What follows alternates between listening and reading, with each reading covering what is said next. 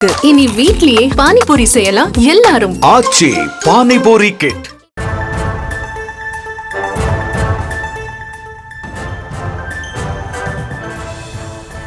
மற்றொரு அண்மை செய்தியை பார்த்து வருகிறோம்.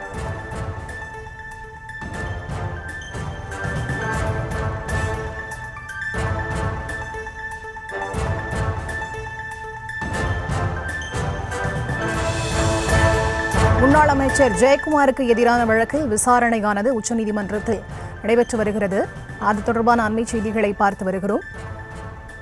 2016 நடைபெற்ற சம்பவம் தொடர்பாக 2021 புகார் பதிவு செய்யப்பட்டதாகவும் வாதமானது செய்யப்பட்டு வருகிறது.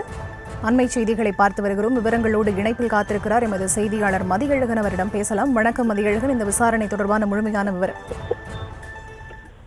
தனக்கு எதிரான நில கைவரிப்பு வழக்கை ரத்து செய்ய கோரி முன்னாள் அமைச்சர் ஜெயக்குமார் உச்சநீதிமன்றத்தில் மனு தாக்கல் செய்திருந்தார். இந்த மனு மனோஜ் மிஸ்ரா, கே வி விஸ்வநாதன் நீதிபதிகள் மனோஜ் மிஸ்ரா, கே வி விஸ்வநாதன் அமர்வில் விசாரணை கொண்டு அப்பொழுது நீதிபதிகள் இந்த வழக்கில் எப்பொழுது முதல் தகவல் அறிக்கை பதிவு செய்யப்பட்டது என கேள்வி எழுப்பினர். அதற்கு மகேஷ்குமார் என்பவர் அளித்த புகாரின் புகார் 2016 ஆண்டு அளிக்கப்பட்டது. அதன் அடிப்படையில் 2021 ஆண்டு வழக்கு பதிவு செய்யப்பட்டதாக தெரிவிக்கப்பட்டது. அப்பொழுது நீதிபதிகள் முன்னதாக தன் புகாரை காவல்துறை எடுத்துக்கொள்ள மறுக்கிறார்கள் என மேஜிஸ்ட்ரேட் முன்பு ஏன் பாதிக்கப்பட்டவர் தெரிவிக்கவில்லை, இது குடும்பத்துக்குள் நடக்கும் சொத்து பிரச்சனையா என கேள்வி எழுப்பினர். இதற்கு பதிலளித்த தமிழக அரசு இந்த விவகாரத்தை பொறுத்தவரை முன்னாள் அமைச்சர் தனது மருமகனுக்கு ஆதரவாக நிலத்தை அபகரித்து சட்டவிரோத செயலில் ஈடுபட்டுள்ளதாகவும், அப்படி இருக்கும் பொழுது இது சாதாரண குடும்ப பிரச்சனை இல்லை, எனவே இந்த விவகாரத்தில் விசாரணை நடத்தப்பட வேண்டும் என தெரிவிக்கப்பட்டது.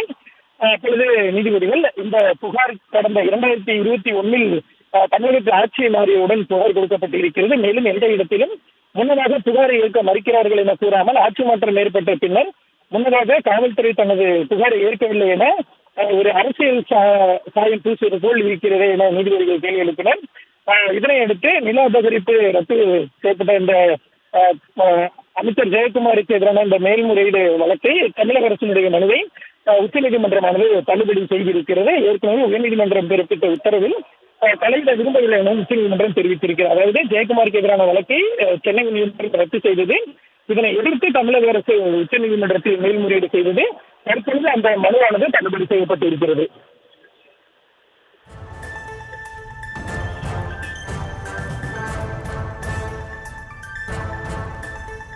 மதியழகன், இந்த வழக்கு விசாரணையின் போது என்னென்ன வாத பிரதிவாதங்கள் முன்வைக்கப்பட்டிருக்கின்றன, அது தொடர்பான முழுமையான விவரங்களை மீண்டும் ஒரு முறை பதிவு செய்யலாம்.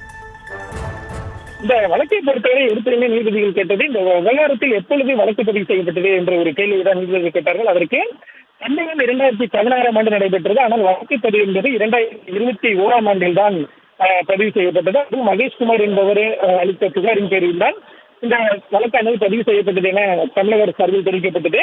அப்படி நீதிபதிகள் சம்பவம் நடந்த பொழுது தனது புகாரை காவல்துறையினர் எடுத்துக்கொள்ள மறுக்கிறார்கள் என மேஜிஸ்ட்ரேட் முன்பு ஏன் பாதிக்கப்பட்டதாக தெரிவிக்கவில்லை, இது ஒரு குடும்பத்துக்குள் நடக்கும் சொத்து பிரச்சனையா என நீதிபதிகள் கேள்வி எழுப்பினர். இந்த விவகாரத்தை பொறுத்தவரை முன்னாள் அமைச்சர் தனது மருமகனுக்கு ஆதரவாக நிலத்தை அபகரித்து சட்டவிரோத செயலில் ஈடுபட்டிருக்கிறார்.